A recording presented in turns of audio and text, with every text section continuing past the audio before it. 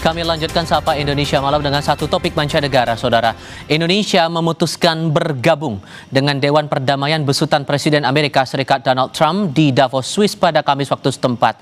Keikutsertaan Indonesia ini mencerminkan komitmen kuat Indonesia untuk terus berperan aktif dalam penyelesaian damai konflik internasional.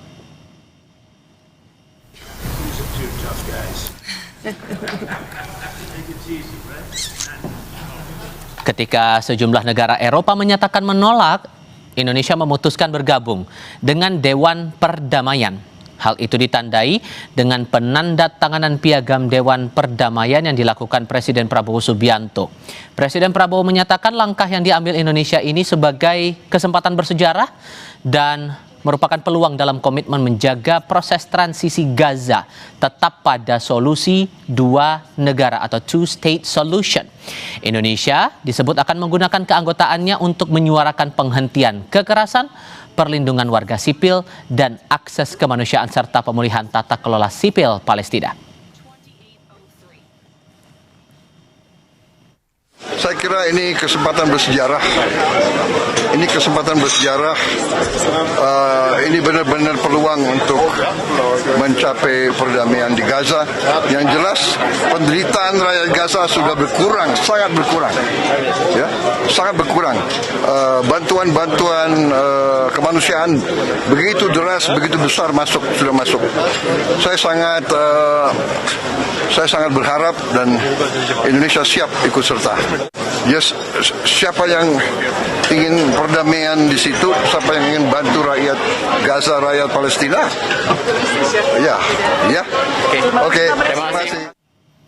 Mencermati dinamikanya sejauh ini, apa sebenarnya untung dan rugi bagi Indonesia usai bergabung dalam Dewan Perdamaian usungan Presiden Amerika Serikat Donald Trump? Apakah cita-cita menciptakan damai di Tanah Gaza bisa terwujud dengan pembentukan Dewan ini?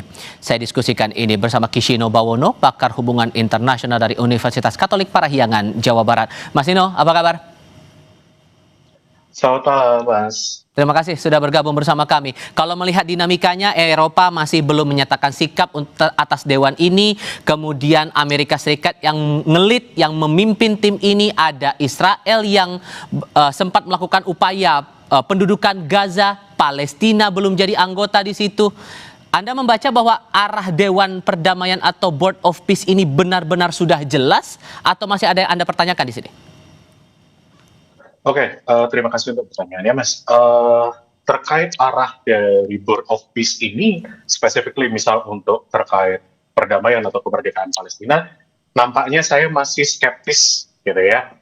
Walaupun tadi dibilang ini akan jadi jalan untuk two-state solution, bahkan untuk kemerdekaan dan perdamaian di Palestina, saya rasanya masih skeptis karena ya ketika kita bicara Board of Peace, berbeda dengan PBB, ketika di PBB kita punya negara-negara lain yang cukup besar yang bisa menjadi penyeimbang Amerika Serikat yang kadang bisa bilang tidak atau bahkan abstain ketika Amerika pengen membuat suatu policy di level internasional, gitu ya.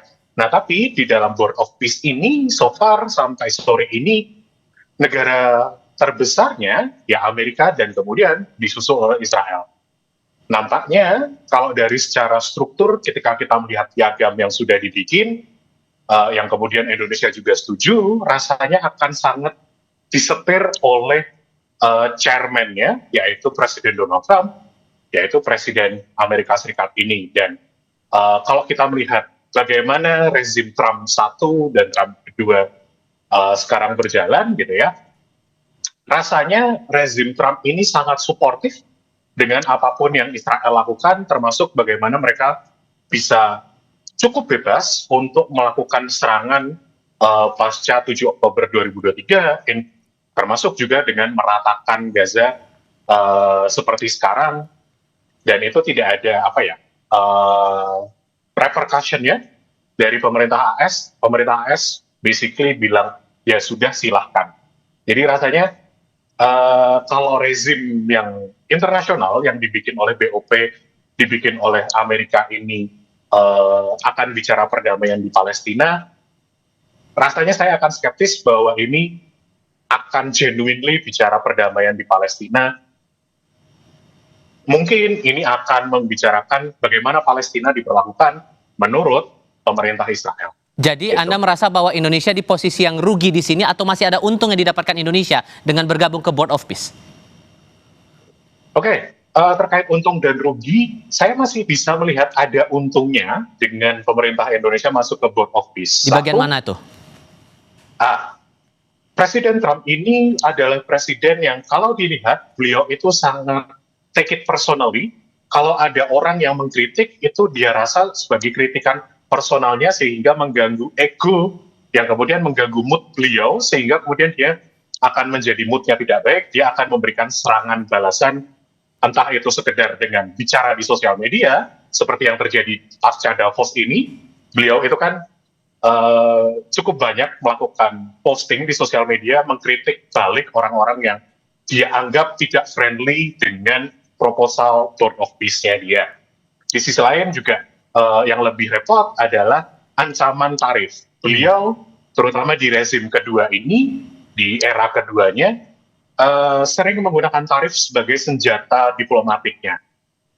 Indonesia dengan ikut Board of Peace ini, untungnya satu yang bisa saya lihat adalah pemerintah Indonesia bisa memainkan ego dari beliau sehingga tidak menyenggol sensitivitas perasaan beliau, sehingga harapannya urusan-urusan Indonesia dengan pemerintah Amerika, baik salah satunya juga kita masih bermasalah dengan tarif, itu bisa diselesaikan dengan lebih mudah.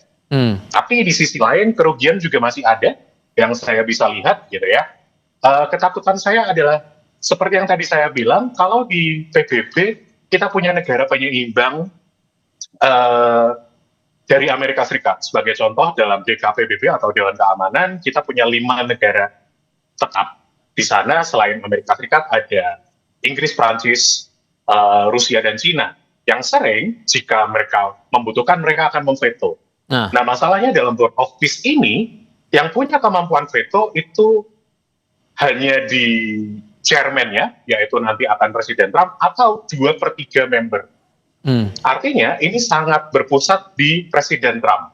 Oke, sorry saya potong di situ. Karena kalau melihat posisi kita di Board of Peace ini, sesungguhnya Indonesia bisa membawa pengaruh nggak sih? Bargaining position kita cukup kuat nggak sih mempengaruhi kebijakan di dalam board itu? Atau sebetulnya nasib kita tuh cuma jadi stempel legitimasi mewakili negara-negara mayoritas muslim aja di dalam tim itu? Saya berpikir lebih setuju ke arah itu ya.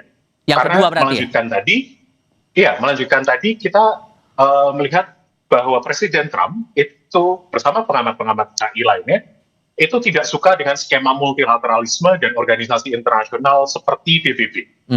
Dalam PBB ketika ada penyeimbang berarti dan ada aturan hukumnya, terlepas penerapannya tidak seideal itu ya. Ketika ada hukum, pemerintah Amerika Serikat tidak bisa memaksakan kekuatannya, militer dan ekonominya untuk kemudian memaksa atau mengancam negara lain harus mengikuti perintahnya atau kebijakannya. Nah, di dalam Board of Peace ini, Amerika menjadi satu-satunya negara adidaya di sana yang akibatnya, selain dia memegang chairman, dia bisa mengontrol dinamika di dalam kelompok ini. Ditambah lagi, chairman itu punya kemampuan untuk memutus keanggotaan secara sepihak.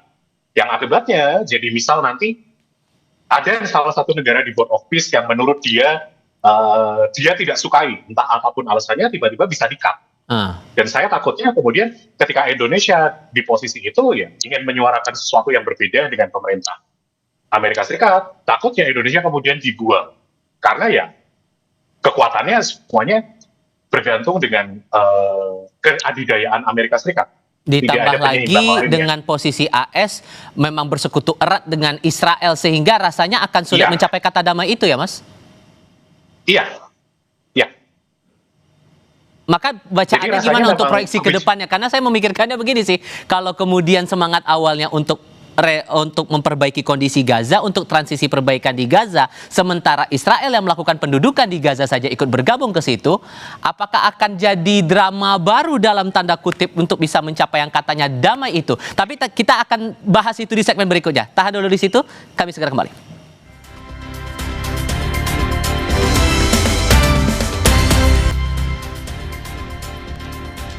Masih melanjutkan diskusi, Mas Nino, dari pertanyaan saya di segmen sebelumnya, ada Israel, sekutunya Amerika Serikat, yang pernah menduduki atau masih tetap konsisten menduduki Gaza sampai sekarang, jadi bagian dari Board of Peace. Sementara kita mendukung kemerdekaan Palestina. Dengan prinsip politik kita yang bebas aktif ini, apakah posisi Indonesia akan tersandra nanti?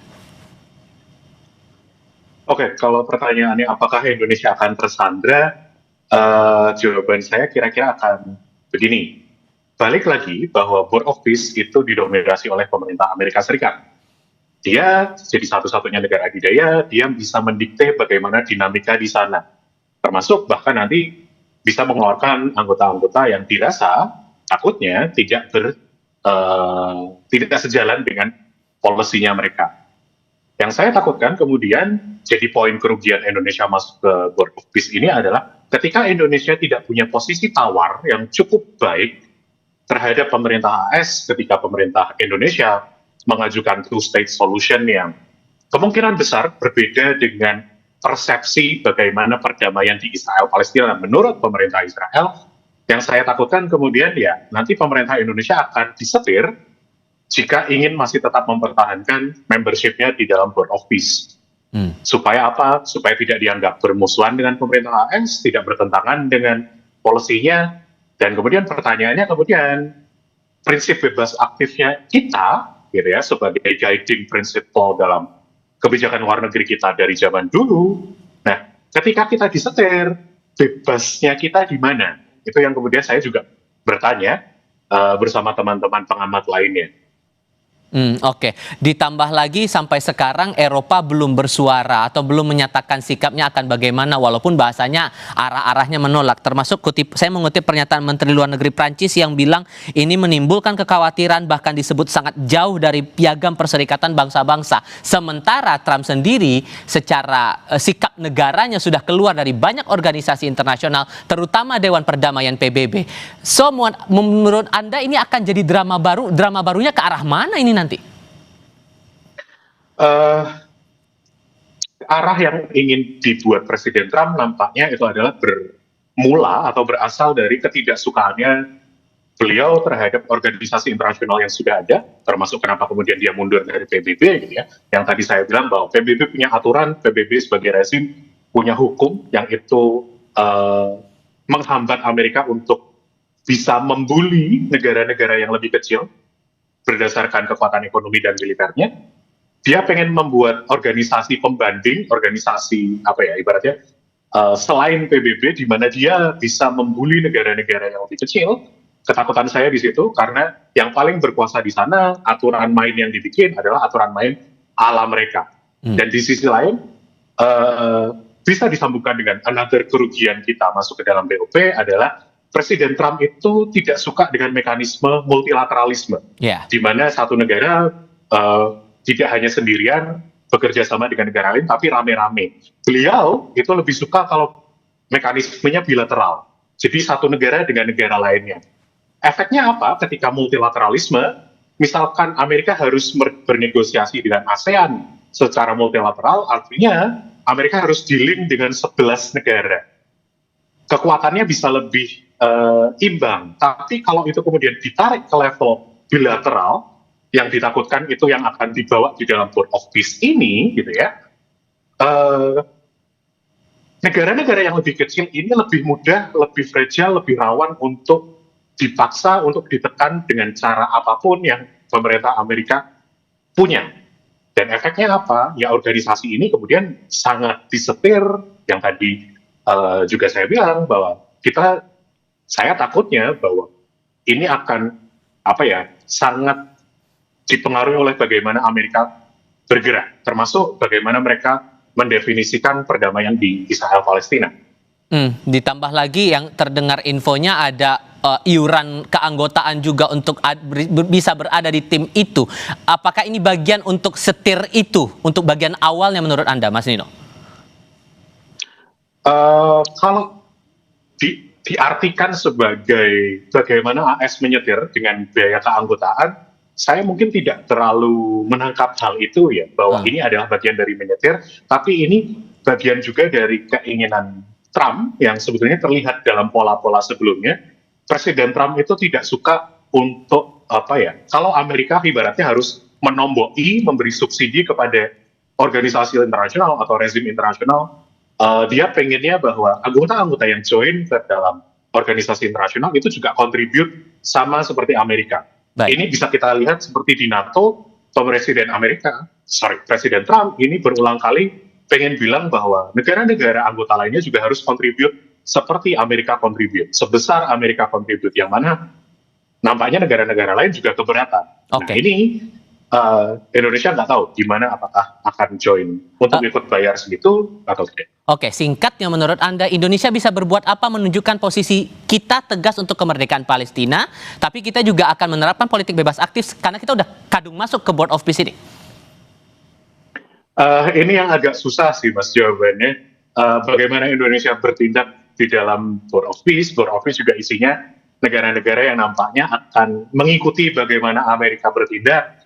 Jadi kalau jawaban biasanya bahwa Indonesia harus punya negara-negara sekutu, negara-negara lain yang sependapat, yang sesuara dengan kita. Nah, masalahnya sekarang makin sedikit negara-negara yang berani menyuarakan kepentingan Palestina yang sama dengan Indonesia, bahwa Palestina harus merdeka dengan cara two-state solution dan semacamnya. Rasanya makin dikit. Saya sendiri pun juga, saya nggak bisa menjawab pertanyaan ini. Oke, tampaknya juga akan jadi challenge, dan Eropa ada peluang nggak untuk berubah pikiran menurut Anda? Tergantung dari nanti bagaimana retaliasi dari Presiden Trump, terutama juga nanti terkait Greenland ya. Baik. Karena so far mereka berani berkata lain, tapi nggak tahu dalam jangka panjang